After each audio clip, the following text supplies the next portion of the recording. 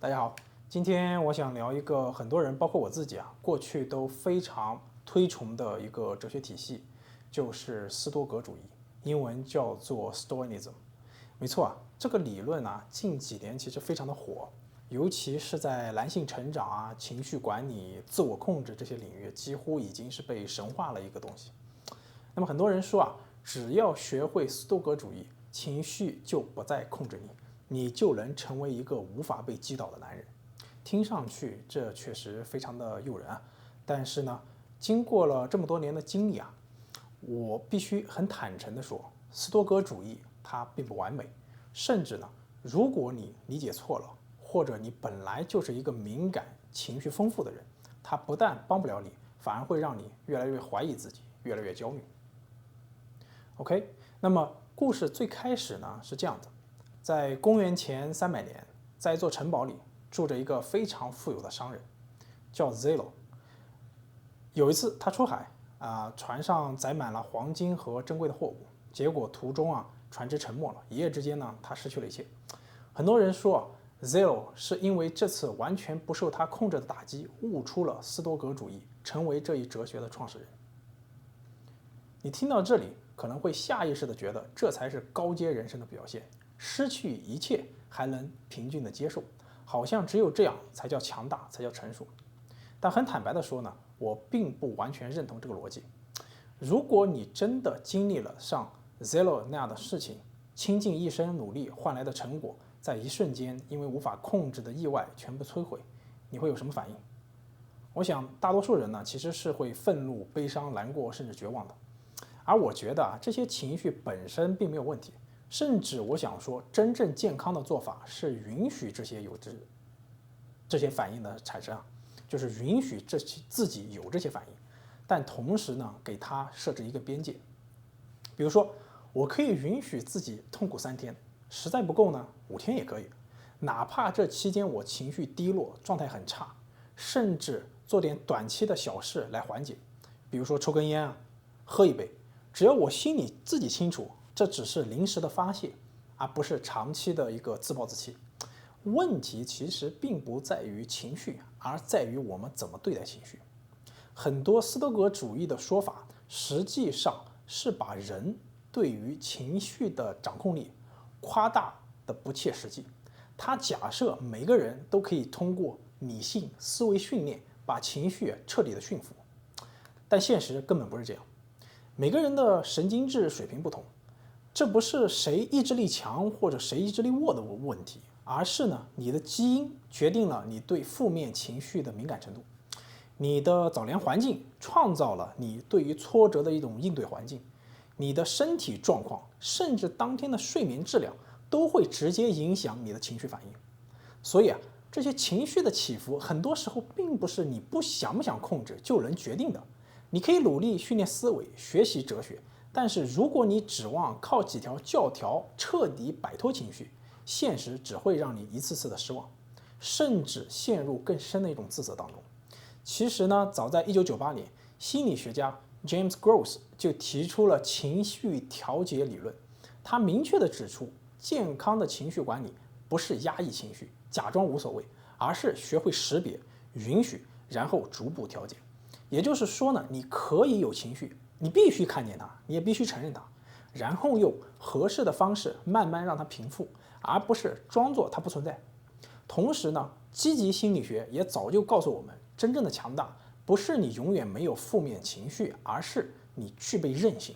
你可以在跌倒痛苦混乱之后恢复得更快，站起来的次数决定了你的内核，而不是你情绪波动的次数。那更别说呢，在创伤恢复领域。像 Bronn 这些学者早就反复强调过，敢于承认自己的脆弱，才是内心强大真正的起点。记住这句话，敢于承认自己的脆弱，才是内心强大真正的起点。那些表面看似是刀枪不入的人，其实往往是情绪的逃避者。而敢于面对自己的痛苦，敢于承认自己的脆弱，并且带着这些不完美去继续生活，才是真正成熟的人。所以呢，面对像 Zero 那样天降横祸的时刻呢，你当然可以愤怒，你也可以悲伤，你甚至可以崩溃。这不代表你是弱者，而代表你是一个完整的、真实的人。关键是呢，允许自己经历这一切，然后带着伤痕、带着理解慢慢走出来。这比任何冰冷冷的教条都更接近真实的人性，也更接近真实的成长。那我们再来聊一聊斯多葛主义里面的可控和不可控的概念。很多人讲到斯多葛主义的时候，都会说一句话，就是把注意力放回自己身上，把注意力带在自己身上，外在的事情不在我们的掌控范围内。听起来是非常有道理的，对吧？比如原生家庭，父母怎么对你，童年发生了什么，似乎都是不可控的，你无法改变他们对你的态度，你只能选择现在用什么样的心态去面对这一切。但实际上，这里面的逻辑真的没有那么简单的。我以前也相信这一套，我甚至觉得父母和身边的人都是完全不可理喻、不可改变的。所以在那几年呢，我几乎是刻意在疏远他们、躲避他们。我告诉自己，他们是不可控的，只有我自己是可控的。可是后来我发现，当我真正开始掌控我自己，真正去影响自己的思维、能力、表达之后，事情变了。而这种影响是经过长期的自我改变、自我淬炼，悲伤也好，痛苦也好，慢慢去改变自己的行为模式，慢慢去改变自己原来的缺点。当我自己清晰了，我知道自己在说什么，我知道自己在做什么，我真正的把自己人生的困惑给理顺了。身边的人，连我以为最不可理喻的父母，竟然慢慢的都被我影响了。我记得有一天，我妈妈对着我说：“你是我的偶像，你说什么我都觉得你说的对。”就是那一刻，我才感觉到，原来对方是可以被我给影响的。很多过去我们以为不可控的东西，其实只是当时自己没有能力去影响罢了。所以，什么叫做可控，什么叫做不可控，根本就没有绝对的，它跟你的能力、你的状态，甚至人生阶段都是高度相关的。斯多葛主义呢，简单的把世界划分为我的内在感受是可控的，外界的一切都是不可控的。这种二元对立的逻辑听上去简单粗暴，实际上忽略了人类本身的复杂性。事实上，人的情绪既受自身的影响，也高度受外界的影响。我举一个简单的例子，如果你能影响你的伴侣、你的家人，让他们更加的支持你、理解你，甚至欣赏你，我想问一下，在这种情况下，你的内心的情绪是不是更容易稳定？你是不是更容易感到快乐？那你自我的内在平静到底是纯粹的自我，还是来自你改变了外界的环境呢？本质上来说，是内外互动的结果，而不是单纯的靠你坐在那里闭眼冥想就能搞定的。而且关于情绪的应对，很多人又喜欢说我们不能有怨恨，不能带有负面情绪，这同样也是片面的。我同意啊，在怨恨呢其实是无法改变事实的，但这不代表我们要忽略伤害。当别人对你造成了伤害，健康的做法是：第一，承认伤害的存在；第二，允许自己有愤怒、痛苦、怨恨的阶段；第三，冷静观察对方是否真正悔改；第四，合理判断是否给对方机会，而不是假装什么都没发生过。真正成熟的情绪管理，绝对不是我告诉自己不恨，我就真的不恨了。世界不是靠嘴巴说说就简单归零的。如果情绪真的这么简单，心理疾病早就不应该存在了，世界欺骗也不会存在了，社会就是变成了一个大一统完美的社会了，这是乌托邦的社会。就像 Jordan Peterson 教授反复强调的那样，世界其实是非常非常复杂的，人的心理是极其微妙的，没有人能单纯的通过自身的调节，完全与外界隔绝，保持所谓的无敌平静，连释迦摩尼都不例外。很多人讲到佛陀悟道之后如何超脱，其实他们都忘记了一个事实：佛陀悟道之后，仍然选择到处去宣传、传播他的思想。为什么呢？因为人是社会性动物，情绪的稳定、满足感的获得，本质上需要外包，就是你需要把这个东西外包出去，是需要外界的反馈、认可和理解。就像我今天站在摄像机前表达我的观点，哪怕我再自信、再理性，我也依然希望被理解、被认可，这才是人类最真实、最本质的状态。所以，那种宣扬你只要内心平静，外界对你毫无影响的理论，听上去都非常的高级，但实际上不但不切实际，反而会让人陷入自我怀疑。你可能会觉得，为什么我明明非常努力了，内心还是会有波动呢？那很简单嘛，你有波动，说明你是个人。真正的强大从来都不是伪装出来的冷静，而是你能承认自己的痛苦，你能知道自己是有脆弱的，你在不断的调整自己，也在努力影响环境。你理解这个世界的复杂性，然后在这种真实、复杂、动态的过程当中，找到属于你自己的力量。这是比斯多葛主义更接近真实人生的态度。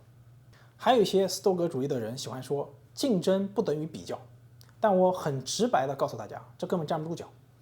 竞争本质上就是比较，区别在于你跟谁比，怎么比。如果你天天拿自己和别人比，别人比你优秀，你自卑；别人不如你，你膨胀，这当然是低水平的比较。但你不能因为这个就说比较都不应该存在了。真正健康的比较是跟自己比。我今天有没有比昨天多学一点？有没有更成熟一点？有没有把事情做得更好一点？这才是积极的、有效的比较。如果人生没有比较，没有竞争，那我每天躺在那摆烂、停滞，那活着还有什么意思呢？就像理财，真正厉害的人不是盯着别人的账户，而是盯着自己的曲线，关注自己有没有超越昨天的自己，这才叫真正的竞争和成长。那我们再说一说骄傲和气馁。有些人动不动就讲放下情绪，保持中立。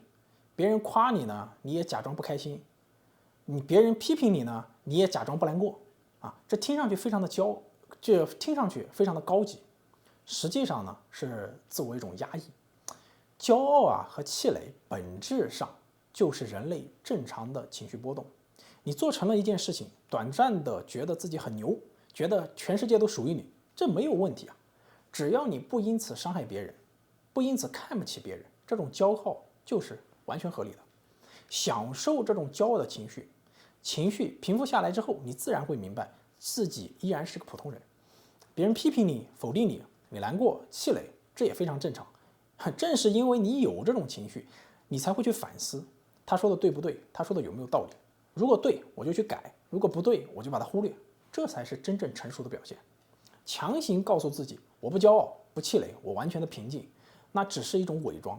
真正成熟的状态是呢，你允许自己有情绪，享受骄傲，享受那个骄傲，因为人生不如意十有八九，我好不容易爽一次，我当然要好好的享受这一时刻。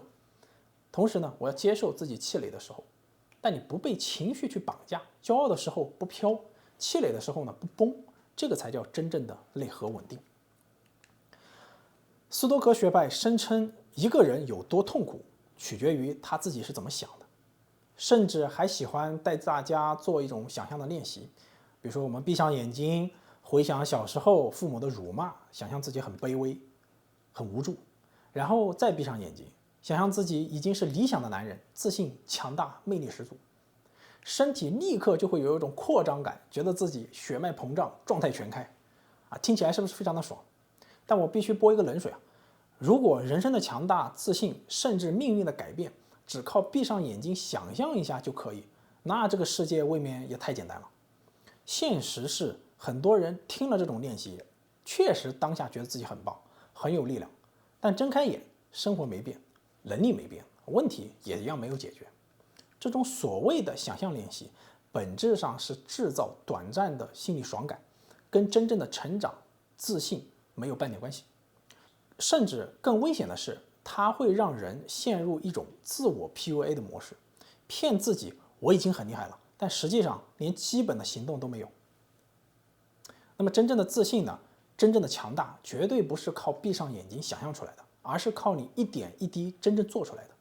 当别人质疑你的时候，你之前做的事情让你有底气说我不在乎这一点，那是因为你回头看你做过很多什么事情，你撑过多少苦，你突破过多少的烂，那些真实的经历才是你内核的根基，而不是对着镜子狂喊我是最棒的，闭上眼睛幻想所有女人都爱我，然后一出门面对真实的世界，你还是一样手足无措。这跟那些所谓的台湾身心灵课程是没有两样的，他们就是介绍给大家，我冥想5分钟，告诉自己我要变有钱，我要变帅，我要变有运气，我要变好，结果照样账单还是对待了你。所以我不否认积极的心理暗示是有用的，但前提是你得配合行动。真正的内核，真正的强大呢，来源于一次次真实的突破，一次次难关的跨越，而不是坐在那里意淫自己很牛。那么说了很多关于斯多格学派的问题，其实他们的理论让我想起来一本很有名的书，叫做《被讨厌的勇气》。这是一本名副其实的畅销书，作者是日本的心理咨询师岸见一郎。自2013年首版出版到现在呢，它在亚洲地区的销售量可能达到几百万册。在中国，它也长期位列心理学畅销书榜首。许多心理学类似的读书会都非常喜欢拿这本书作为讨论对象。全书呢采用了一种青年和哲人辩论的形式。书的副标题叫做阿德勒的哲学课，也就是哲人用阿德勒的形式试图引导这个青年，帮他走出心理困境。按理来说呢，听起来好像是阿德勒那套思维的延续，但我个人觉得这本书跟阿德勒本人真正的理念其实有很大的差距，反倒是更贴近中国、日本这种东亚文化的味道。具体因为什么呢？就是我们后面再仔细聊。那我们说回这个青年，他其实是一个典型的自卑受害者，从小就不自信，对自己的出身、学历、长相都有强烈的自卑感，活在别人的眼光当中，活成了别人的敌人。活在别人的眼光当中，活成了自己的敌人，整天陷入自我的厌恶当中，走不出来。那哲人是怎么看的呢？他告诉青年，世界没有你想的那么复杂，幸福其实唾手可得。那青年当然不服嘛，直接反驳说，世界这么乱这么复杂，不是显而易见的吗？哲人笑了说，你觉得世界复杂，是因为你把世界想复杂的。人不是生活在所谓的客观世界里面，而是活在自己造出来的一个主观世界里面。哲人还举了一个很形象的例子，就好比你戴着墨镜看世界，眼前当然是灰蒙蒙的，你该做的不是抱怨世界的黑暗，而是摘掉这个墨镜。那哲人又反问他，可是摘掉墨镜之后，外面的世界太耀眼，你不是又会怀念那副墨镜吗？即使如此，你敢不敢摘掉它？你有没有这样的勇气？可以说这段话直接点明了这本书的核心，就是勇气。作者认为每个人其实都生活在自己营造的主观世界里面，是否敢于改变这个世界，靠的就是勇气。接下来呢，作者抛出了整本书最重要的一个概念，也就是所谓的目的论。在书里面，青年提到他有一个朋友，长期把自己关在屋里不出门。这个朋友也想出去走走，想找份工作融入社会，可是一出门就浑身发抖，恐惧的不行。青年觉得可能是原生家庭不和谐，或者小时候学生时代甚至工作当中留下了心理创伤，但哲人或者说是作者本人吧，完全不认同这一套。这正是本书另一个非常核心的观点，心理创伤并不存在，就是他认为这个心理创伤这个东西是大家的臆想。他的逻辑是，如果你总把问题归咎于过去，认为一切都是因为父母、童年、社会、环境，那你就陷入了决定论，觉得一切早被命运写好，自己根本没办法改变。但哲人反过来说，那个男子之所以出不了门，正是因为恐惧，不是因为恐惧太强烈，而是因为他内心根本不想出门。这些恐惧不过是他用来合理化自己宅着不动的借口。简单来说呢，他早就给自己定了我不出门这个深层目的，恐惧只是后面的包装而已。你看，这就是所谓的目的论。那哲人继续说，决定我们人生的从来都不是那些表面的经历，而是我们如何去理解这些经历，怎么去赋予意义。人生不是别人安排好的，而是自己选择的。你自己选择了如何看待自己，选择了要不要为过去去背锅，选择了自己怎么活。就拿那个男子的例子来说吧，他如果觉得自己因为小时候受了伤，所以无法适应社会，其实本质上这也是因为他自己选择了创伤而逃避现实的借口。至于这个人为什么死活不肯真正走出家门，哲人的解释是，他其实渴望父母的关注，只要他一天不出门，父母就会继续关注他、照顾他。可是只要他真的出门了，自己就会立马变成了社会上的普普通通、没有人注意的大多数。所以他根本不是真的想出门，那听到这里呢，我们就简单的点评一下这个观点。我的看法是，这种解释啊，看上去表面是有逻辑的，甚至显得很深刻，但实际上它非常的冷漠。很多人把这种冷漠当成了所谓的理性，实际上是一种误解。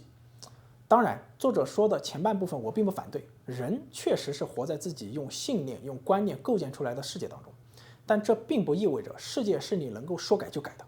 这个世界虽然不是绝对客观，但也绝对不是靠所谓的勇气就能随便翻篇的。在这里，作者混淆了属于我和受我支配这两个概念。举个简单的例子，你身体里的器官确定都是你的吗？但你能够完全控制它吗？身体的器官确实都是你的，你可以走路、跑步、说话，但比如你的心跳、消化系统这些功能是自主神经系统掌握的，并不是你想控制就可以控制的。心理世界更是一样的，它是你的，但你不见得能随意的操控它。你的心灵、思维模式、人际观念都是被文化、历史、语言、习俗，还有你的人际关系一点点编码塑造出来的。所谓类隐关系知识，很多时候都是被无意识、非语言的情境下影响形成的，不是你突然意识到了就能立刻改变的。即便你发现自己内心有一堆糟糕的人际观念，你想要改变它，往往也需要很长时间的观察、整合更安全的人际关系，还有外部的支持系统去做支撑。这些靠一句鼓起勇气是解释不了的，而这正是本书的这个核心和最严重的问题。它把所有复杂的情绪、社会结构、心理机制，通通简化成了一个问题：你到底敢不敢去摘下那副墨镜？你敢不敢直面残酷的现实？你是不是在逃避责任？你有没有勇敢？这跟 Stoicism 去推崇的理念是一个道理，听上去好像很有哲理，实际上特别的简单粗暴，只是披了阿德勒的外衣而已。再比如说书里啊，作者就说这个男子的社恐惧是他自己臆造出来的，是为了实现自己逃避现实的目的。因为只要他不出门，就能继续享受父母的关注，但是一旦他走出门了，他就成了没有人在意的普通人。所以作者的逻辑是，只要你揭穿了这个深层的目的，让当事人意识到这个所有的不幸都是你自己选择的结果，那么他的病就好了，他就重新获得了选择自由。可问题是，不出门真的是一个人自由选择的吗？你还可以这样继续问，他为什么这么渴望父母的关注？这种待在家里依赖父母的关注，真的能带来幸福吗？真的符合他的目的吗？我想没有几个人内心深处真的愿意一辈子躲在家里被父母照顾，毫无自主生活的能力。很多时候，这种离不开父母的状态本身就是长期心理创伤的结果呀。是的，这个人或许没有办法承受走入社会之后可能遭受的孤立、打击和失败，但这不等于他是有目的的选择宅在家里。当我们面对这两种都很糟糕的选项时，不管你怎么选，都不能说你是自由选择的。这就涉及到一个概念：消极自由和积极自由的区别。基于匮乏状态下的所谓自由选择，本质上都是可疑的。即使表面上没有人逼你，但因为内心的创伤、长期的压抑、内化的权威，这种选择根本就不是真正的自由。举一个通俗的例子，一个劫匪拿着枪指着你说：“你要钱还是要命？”你选择了要命。劫匪转头说：“好吧，看是你自由选择放弃了金钱。”再比如说，一个女人在公司被恶劣的上司暴力对待，每天被打压羞辱，但她没有辞职。于是哲人就会说，你没走是因为你还舍不得这家公司。但事实上呢，很多人不辞职，根本的原因是他没有选择。比如说收入不足、就业环境差、跳槽成本很高。你如果忽略这些现实，单纯的谈自由的选择，说白了，那就是羞辱别人嘛。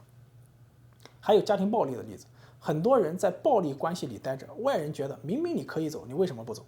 哲人又来了，你不走是因为你留在这个家里是有目的的，你想维持家庭的完整，想要施暴者的爱。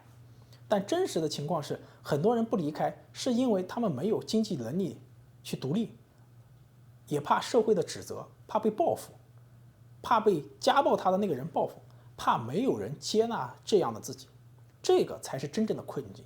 而你自己不走这种说法，实际上是把系统性的压迫完全归结成了一个个体的意志失败。它除了让人陷入更深的自责、绝望，根本无法激发出真正的改变。这也就是这本书最大的 bug， 其实也是斯多葛学派最大的 bug。他们一口咬定你不幸福是因为你选择了不幸福，斯多葛派一口咬定你不强大是因为你选择了不强大。比如说第1章就有3句话：你的不幸皆是你自己的选择，人人常常下定决心不改变，你的人生取决于当下。青年当然是不服的，他反问道：有人生下来有钱有好父母，有人出身贫穷家境糟糕，这世界本来就不公平。哲人就反击道：你一味执着着现实的不公平，难道现实就会因此改变了吗？现在你不幸福是你自己选择的，不是因为你出身不幸。你之所以没办法改变，是因为你自己下了不改的决心。这波话直接把青年给干懵逼了。他接着问：那为什么我选择不幸福呢？是不愿意吗？哲人说非常简单，如果你选择新的生活方式，新的自己，可能会遇到未知的问题，可能会更痛苦更不幸。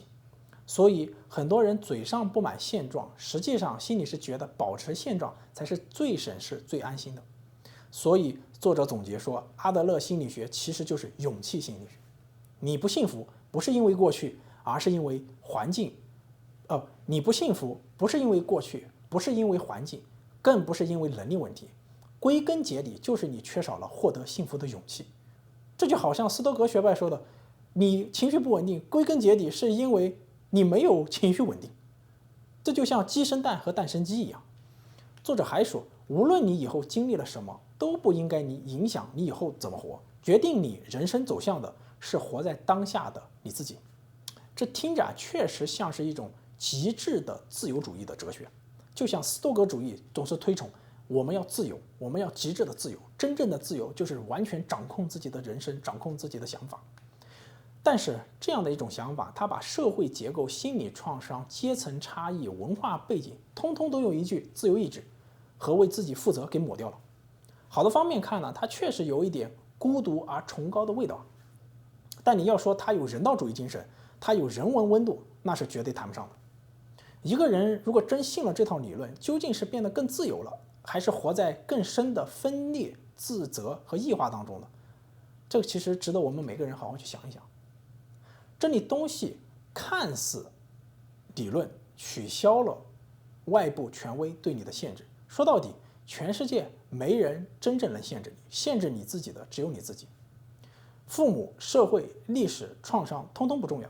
听上去是在极力赞美自由意志，但问题是，作者假设了人的内心深处有一个更隐秘的目的或者内在自我，结果人永远活在自我分裂和自我对抗当中，最后活成了自己那套内在权威的奴隶。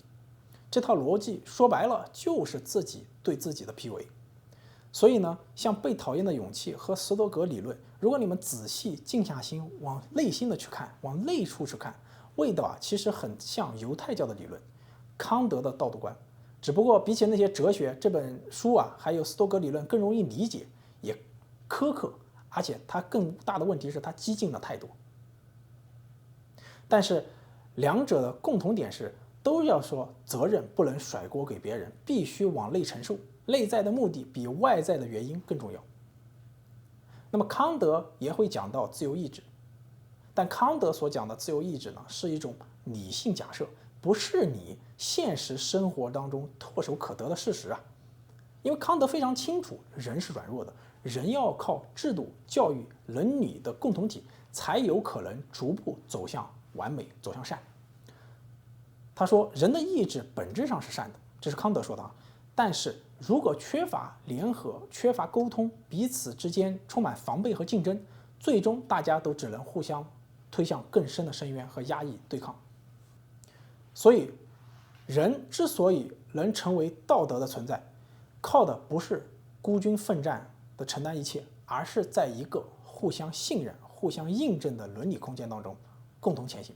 好了，那么我们今天就聊到这。总结一句话，不管是斯多葛主义还是被讨厌的勇气，他们都提供了一种看似简单的答案，但真实的人生从来都没有那么简单的。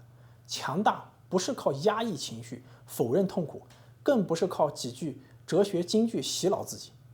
真正的男性觉醒是敢于直面复杂，敢于承认脆弱，敢于在人性和现实的拉扯中打磨出属于自己的底层逻辑和力量。OK， 这里是野兽的人生哲学，咱们不讲科幻，专讲真相。如果你觉得这个内容对你有启发，记得点赞、订阅、转发。我们下期再见，拜拜。